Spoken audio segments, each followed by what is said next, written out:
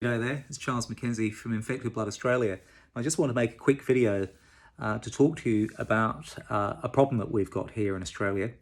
And that problem is that no one's heard about our deadliest ever medical scandal, contaminated blood.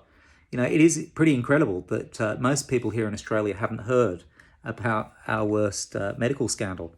In the UK right now, they have an inquiry, of course, which is the Infected Blood Inquiry, which is the largest legal investigation in British history into their contaminated blood scandal. A scandal that's claimed thousands of lives, just as it has done here.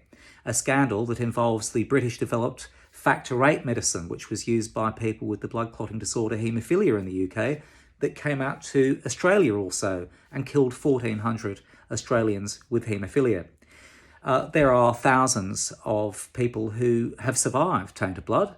They live disabled lives. Many of them live with hepatitis C and the effect that that has had, which has meant cirrhosis and liver cancer. So there are lots of people doing it very tough, but the public don't know. Well, what could the reason be for that? Why is it that no one knows about this scandal in Australia? Well, it has to do with a number of things. And one of those things has been the effect that social media has had on our formerly robust news media here in Australia. Years ago, when I started out as an activist, we would get attention from the media, and our commercial media would play stories about tainted blood victims, and even our own public broadcaster, the ABC, 20 years ago would play news stories about tainted blood. But in that time, something's changed. Our commercial networks have pay less attention to current affairs, and as a result, there's less scope or less places for contaminated blood victims to give their accounts.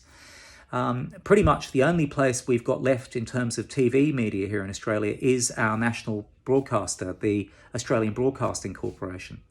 Now, what's happened with them is that we've written on many occasions over the years appealing for the ABC to do something to investigate Australia's deadliest medical scandal. We don't even get replies. So after many years of many of us writing, and including haemophiliacs, people with the bleeding disorder haemophilia, writing into the ABC. I mean, the guy who runs our haemophilia campaign for Infected Blood Australia, Greg Ball, he was seeking to be interviewed by the ABC. He was ignored. He wrote into them because he had bowel cancer and liver cancer and had been offered palliative care. And he wanted to say to the ABC, he wanted to let them know about the 1,400 haemophiliacs that had been killed by contaminated blood in Australia. He wanted to tell them about how desperate his situation was and the situation for other people impacted by this. But still, he didn't even get a reply. Now, the thing is that British victims of the contaminated blood scandal have their media. They have a BBC, a public broadcaster that has actually investigated their contaminated blood scandal. But we just cannot get our public broadcaster, the ABC, to even give us a moment's notice. And without that, I'm afraid our situation is pretty bleak down here.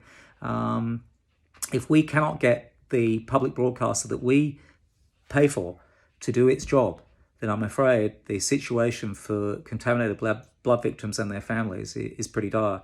We've only got it ourselves to help each other, because the institutions, unfortunately, have turned against us. And with an institution like the ABC not willing to even look at the haemophilia issue, they're not even willing to look at the 1,400 deaths or the 1,750 haemophiliacs who are infected with HIV or hepatitis C from contaminated blood, or the tens of thousands of Australians who've been infected by contaminated blood transfusions. If our national broadcaster is not willing to investigate, then I'm afraid the future for us is bleak. Please help us. You can drop me an email at cjm@infectedbloodaustralia.com. We need your help.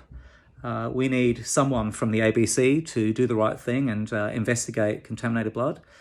We need you to support us in demanding a Royal Commission of Inquiry into Australia's contaminated blood scandal before it's too late.